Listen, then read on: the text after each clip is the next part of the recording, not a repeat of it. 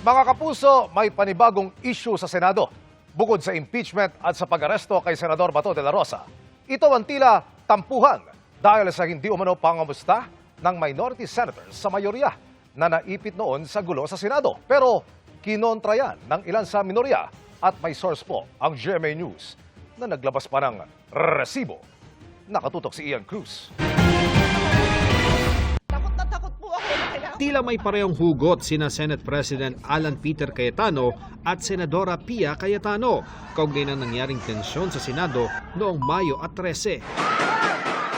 Wala man nangamusta kami sa amin kung buhay pa kami, kung ano nangyayari sa amin. Pagtingin ko ng group natin, yung dating majority group, walang ni isa sa inyong nangamusta sa amin. Agad niyang iwinasto kahapon ni Senador Win Gatchalian nang makausap niya si Senadora Cayetano sa plenaryo.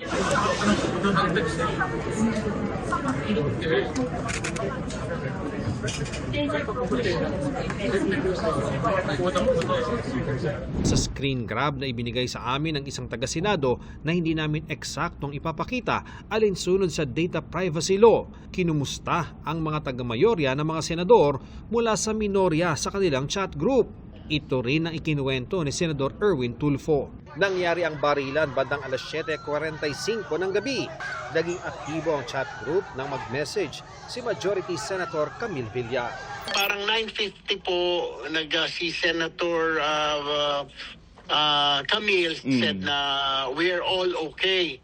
Sunod-sunod na po 9:55 yata, 9:56 nag-text na po si I think si Senator Migs, si Senator Sherwin, Keep Safe, si Senator Bam, ako din po, sa akin po 9:57 po pumasok, praying for all of you kasi po papunta po ako ng Baclaran. 4 po kami ang nangumusta po sa kanila. Kasi nabalitaan na po na kumalat na po sa social media tapos mga nag-live po sila. Ani Tulfo, baka hindi lang napansin ni Senadora Cayetano ang mga mensahe nila. Dahil sa commotion or sa sobrang takot po, hindi.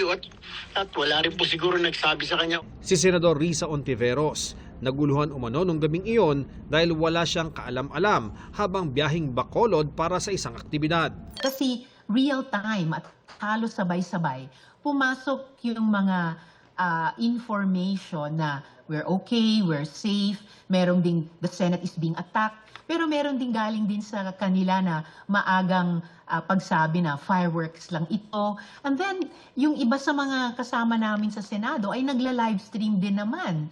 May mga photos na lumabas nung gabing ding iyon ng mukhang payapa namang pag-upo, pagkain, pag-uusap nila.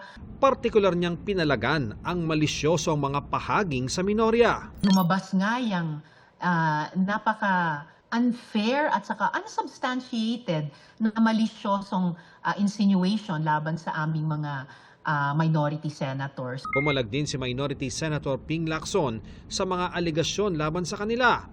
Paano anya nila kukumustahin ang mga masasaya nagkakainan, nagkakape at naka-Facebook Live pa para pagbintangan lamang anya ang minority bloc na may alam daw sa putukan ng baril sa Senado. Wala pang bagong pahayag si Senadora Pia Cayetano ukol sa mga naging pahayag ngayong araw ng ilang minority senators. Mula rito sa Senado, Ian Cruz, Nakatutok, 24 Oras.